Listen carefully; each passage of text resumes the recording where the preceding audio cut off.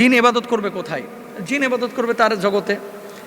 এবং জাহান্নামের মধ্যে মানুষ এবং জিন দিয়ে আল্লাহ সুবহানাহু ওয়া তাআলা জাহান্নামের যে উপাদান বানাবেন, মানুষ এবং জিনকে যে জাহান্নামের মধ্যে পুড়াবেন, এটা কিন্তু হাদিসের মধ্যে আছে, কোরআনুল কারীমের মধ্যেও আছে। জিন এবং মানুষ দিয়ে আল্লাহ তাআলা জাহান্নামকে পূর্ণ করবেন। তো জিন জাতি এখন মসজিদে যদি নামাজ আদায় করতে চায় তাহলে তারা আদায় করতে পারে। কেন করতে পারে? দেখেন, জিনদের আবাস কোথায়? আপনারা হয়তো বা অনেক আগে আমার একটা লেকচার শুনেছিলেন যে জিন আসলে থাকে কোথায়।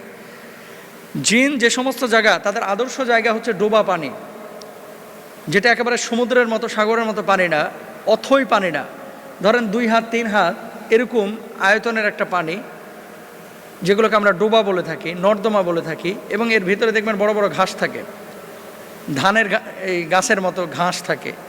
তারপরে আপনার বাড়ির ছাদ, যেখানে নাপাকি বেশি থাকে সেখানে নাপাক জিনেরা থাকে। অনেক সময় কাঁঠাল গাছে আপনারা ওই যে গরুর হাড্ডি ঝুলায় রাখেন, একটা ভুল কনসেপ্ট। কোরবানি ঈদ আসতেছে, জবাই করার পরে কি করে, ওই গরুর যে চুয়ালের হাড্ডিটা এটা নিয়ে যে কাঁঠাল গাছে ঝুলায় রাখে। কেন? ধারণা হচ্ছে এখানে বদ জিনের কোনো আসর হবে না। অথচ আল্লাহ রাসূল বলছে জিনদের প্রধান খাবার হচ্ছে হাড্ডি। জিন থেকে বাঁচার জন্য আমরা গরুর হাড্ডি ওখানে রাখতেছি, যেটা জিনের প্রধান খাবার।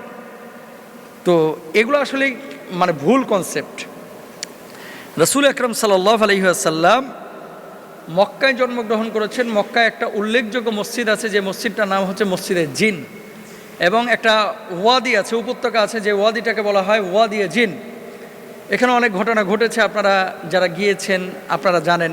এবং আল্লাহ রাসূল নামাজ পড়েছেন, রাসূল সাল্লাল্লাহু আলাইহি ওয়াসাল্লামের পেছনে জিনেরা এই কোরআন তেলাওয়াত শুনেছেন এবং ইক্তেদা করেছেন, এমন বিষয় পাওয়া যায়।